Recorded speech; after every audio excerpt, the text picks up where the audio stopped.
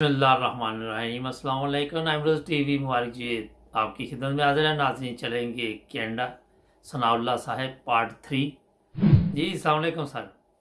जी बस हाँ। अच्छा, फिर आपकी ज़मानतें होगी वहाँ से? हाँ जी, जमानतें हुई। कितने दिन रहे जमानतें हो गई टोटल आप हमारी। जेल में? टोटल वहाँ कितने? वहाँ पे 16 दिन रहे थे। अच्छा, 16 दिन 16 रात समझ लो। आपकी एज क्या थी उस वक्त? उस टाइम मेरी एज मेरे ख्याल है कोई 10 से 12 साल होगी। क्या वो तो इतफाल थे 12। आप? हाँ जी। छोटे बच्चे थे आप हाँ जी, 12 साल तकरीबन है जी। जब जेल में डाला आपको? जी जी। है। मैं अपने मामू के पास काम करता था ना, तो नहीं, लेकिन 12 उन्हीं साल पर। के बच्चे को वो जेल में किस तरह डाल सकते थे? बस सर, हमारा एक जज्बा था, अल्लाह के फजल से जमात की एक दुआएं थी। वो तो नहीं डाल सकते, लेकिन है कि बस वो उनका कानून, अंधा कानून समझ में वो जो कहते हैं वो ही है। नहीं, मेरी लेकिन 12 साल 12 तकरीबन साल हो गए। उम्र आपकी और तशद्दुद भी किया उन्होंने। हाँ जी। हम्म। वो बड़े बच्चे को नहीं दे, बड़ा छोटा नहीं देखते थे। वो बोलते बस ये कलमा हमारा है, बस वो यही कहते हैं नहीं मौलवी तो लोग। उन्होंने आपकी ये जब कलमा सुन जब लगाया है। हाँ उन्होंने जी। पूछा नहीं आपकी उम्र कितनी है? नहीं, उन्होंने कुछ नहीं पूछा, हमारे को पूछा ही नहीं। माशाल्लाह मेरा कद के लिहाज से काफी था माशाल्लाह। साथ में मैं महसूस ही नहीं हो रहा था कि मैं 12 साल का हूँ या। मेरा अच्छा। अंदाजा है कि मैं उस टाइम, मेरा अंदाजा पक्का है कि ये मेरी उम्र इतनी थी, 12 साल। अच्छा, तो फिर वहां से जमानत होगी? हाँ जी। फिर मेरी क्या? जैसे हाँ जी, जमानतें हो गई ना, तो जिस दिन हमारे को बाहर निकाला उन्होंने, जी जी। हमारे जो कदम थे ना, वो हम रेत थी ना, रेत में चल नहीं सकते थे, इतनी कमजोरी हो गई थी, ओहो। तो चला नहीं जा रहा था। जी जी। तो हम आगे कदम रखते थे, वो पीछे को जाता था। अच्छा। तो फिर हाँ जी, तो इतनी काफी उम्र की दोस्त हमारे थे, बेचारे नहीं चल पा रहे थे, बड़ी मुश्किल से चलते थे। जी जी। लेकिन फिर हौसला, हमारे जो अमीर साहब उन्होंने बोला "भी हिम्मत हारो, हिम्मत नहीं हारना, आप कदम उठाओ और थोड़ा थोड़ा तेज चलो"। जी जी। फिर अल्लाह के फजल से हम जैसे कि तस्वीरें हमारी रिहाई के दौरान बहुत तस्वीरें निकाली अमीर साहब ने। तस्वीरें तस्वीरें तस्वीरें, आखिरी आखिर जो उमरकोट का किला है, जो गेट है बड़ा मेन गेट, वहाँ की तस्वीरें थी हमारी।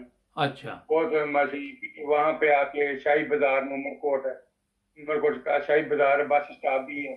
जी जी। वहां पे आके उन्होंने हमारे को पानी पिलाया और मत की ठंडा खाना, हर चीज के। फिर उन्होंने कहा कि नहीं, खाना जो खाना दोस्त खाना चाहते हैं खाएं। खाना का आपका बंदोबस्त हो गया है, आपको वहां जाना है, इंशाल्लाह था आपको वहां खाना मिलेगा, हर चीज मिलेगी। आप बस हौसला रखें थोड़ा सा, जी जी। पानी पिए, और जी पानी इस तरीके से पिए कोई ज्यादा नुकसान नहीं उसका। थोड़ा सा मतलब कि कम पिए पानी। जी। जी और कोई चीज खानी है तो वो मतलब कि फ्रूट वगैरह खाना, वो थोड़ा खाएं अपने हिसाब से। जी। जी ज्यादा खाना अच्छा नहीं है, क्योंकि ये नुकसान दे सकता है। जी। जी।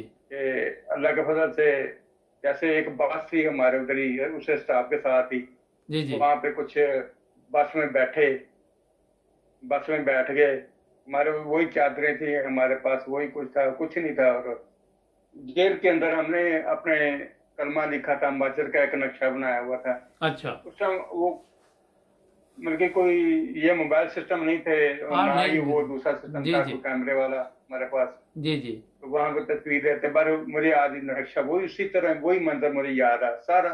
मैं, जी जी। मेरे जो दिल के अंदर लिखा हुआ है हर चीज, जो वाक्य हुए हैं जमात के खलीफा राबे के दौर में। जी जी। जैसे जैसे हमने नमाजें पढ़ते थे, तजते हैं, जैसे जैसे वक्त हमारा रिहाई का आया, फिर जहाँ जहाँ हम दावतें पे गए, जहाँ जहाँ को मतलब कि जमात ने हमें बुलाया, वहाँ वहाँ हम पहुंचते रहे टाइम पे। अच्छा, फिर ये केस और कितनी देर चला आपका? ये केस हमारा तकरीबन मेरे ख्याल कोई साल चला था, साल 2 साल चला था ये केस। अदालत बसों में पे जाते जाते रहे? थे। हाँ जी जी। जी। जी जी। ये बसों पे हम जाते थे, जमात की जो बस का इंतजाम होता था बकायदा, जी जी। माशाल्लाह। जी जी। हर हल्के में इंतजाम होता था, भाई आपने सुबह आपकी तरीक है, आपने जाना है, ठीक है। जी जी। तो जाना लाजमी होता था तरीक पे। जी जी। तो वहां पे बहुत काफी मतलब कि बड़ा मजा आता था, रौनक तो मेले लगा होता था एक दूसरे पे। तो वहां पे जो जज था, तो वो कहता यार ये इधर कोई मेला लगा हुआ है, या ये लोग ऐसे इतने आराम से आके बैठे हुए हैं। अच्छा। बड़ा मतलब कि हमारा डिफरेंस था, एक दूसरों से मुख्तलिफ था। हम इतने मतलब कि बंदे, इतने खुदाम, एक तरीके से, एक आने वाले जाने वाले कोई तकलीफ नहीं। जी जी। हम एक साइड पे बैठे होते थे तो बड़ा खुश होते थे लोग, यार ये कौन लोग हैं, ये एक साइड पे बैठे हैं। नहीं तो जो एहतजाज करते हैं वो लोग तो दीवारों कूद के आ जाते हैं, पता नहीं क्या कुछ करते हैं। ये लोग तो एहतजाज भी नहीं करते किसी बात का।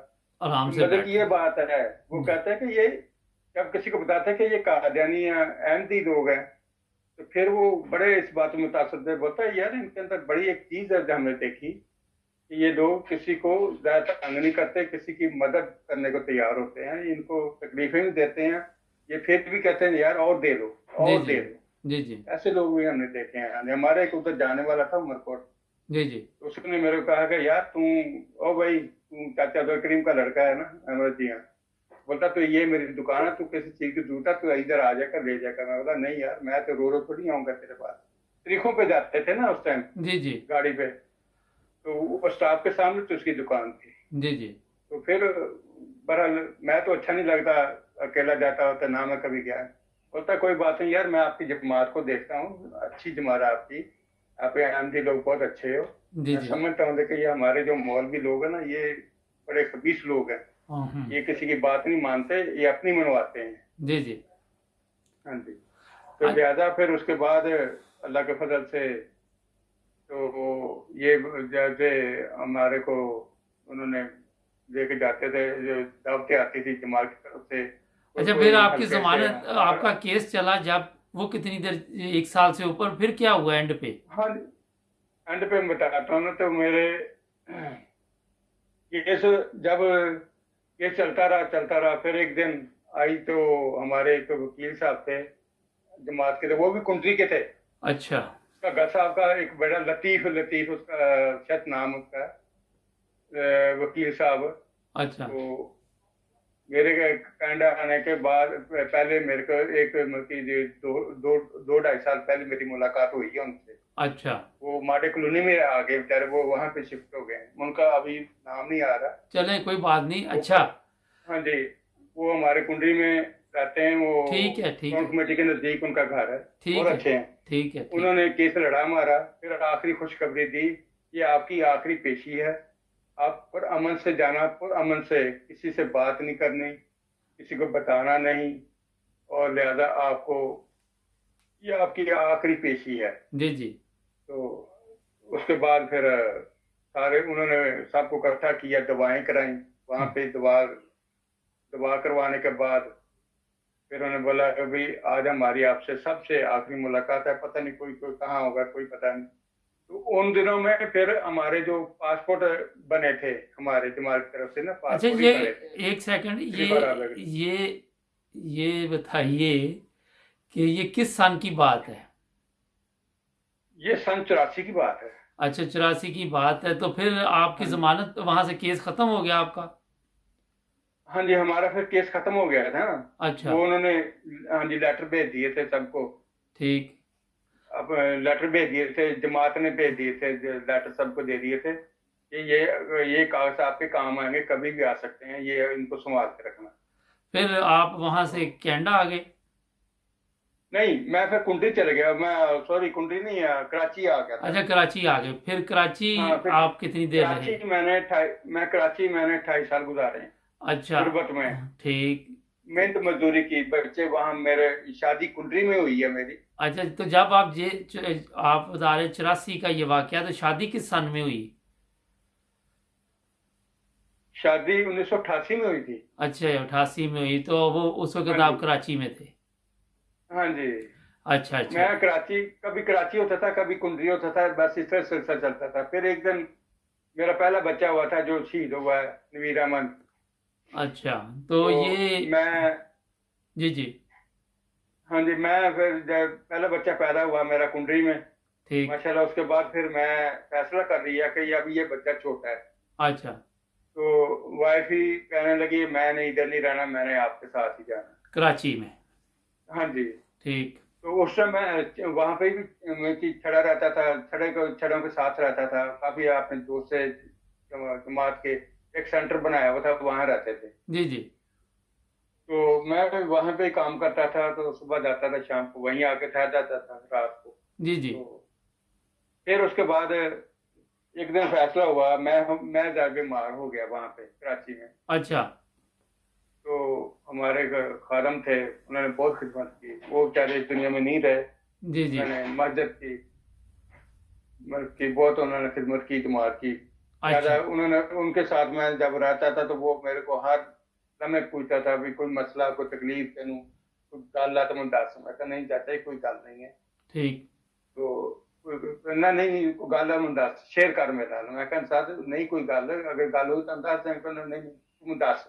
जी जी अच्छा, फिर कुछ वो थोड़ी उर्दू बोलते थे, तो जी। मैंने बोला कि उसी ऐसा कि आप ऐसा करें, आप जब कुंडली जा रहे हो ना, थोड़े से घर में पैसे दे के आना। बोला अच्छा। ठीक है, मैं दे दूंगा। ठीक। कितने? मैं बोला 2,000 रुपया देना। ठीक है। तो वो दे देता था। फिर जब आते थे तो अल्लाह ताला मेरा कोई ना कोई काम का बंदोबस्त कर देता था, मैं करता। फिर मैं बीमार बहुत शदीद हो गया, फिर जी उसने जी। बहुत मेरे को संभाला, बच्चों की तरह उन्होंने संभाला। अच्छा। जी हाँ। तो फिर उसके बाद अल्लाह का फजल हुआ कि मैं दूसरी जगह पर शिफ्ट हो गया। वहां से चला गया, मस्जिद से जो जहाँ रह रहे थे ना, वहां से मैं चले गया था। जी जी। फिर आगे दोस्त हमारे कुंडली के हैं, उनके साथ में रहना शुरू कर दिया। ठीक। फिर वहां रहा तो वहां पे तबीयत फिर मेरी बिगड़ गई, फिर खराब हो गई दोबारा। जी जी। तो फिर उसके बाद उसने बोला, फैसला किया कि या तो ऐसा कर बच्चों को ले आ। मैं बोला यार अच्छा। बच्चों को मैं कैसे लेके आऊँ, कारोबार है नहीं, हालात है, जी जी। आए दिन स्ट्राइकें रहती हैं, तो फिर मसला हो जाएगा किराए का। जी जी। अभी चलो मैं अकेला हूँ तो दर गुजर कर लेता हूँ, तो जो अब बच्चे आ जाए फिर तो खर्चा बढ़ जाएगा। और अच्छा, बोला, अब वो तो होगा। सनाउल्लाह साहब, अब पार्ट 4 में चलेंगे हम नाजरीन। टाइम ठीक ख़त्म है। हो रहा है। पार्ट 4 में आप बाकी का हिस्सा देखेंगे कि इनका बेटा किस तरह शहीद ठीक। हुआ। ये भी इनसे ठीक। पूछेंगे। जुड़े रहें 9 ब्रदर्स टीवी के साथ। सब्सक्राइब करना मत भूलें। अल्लाह हाफिज़।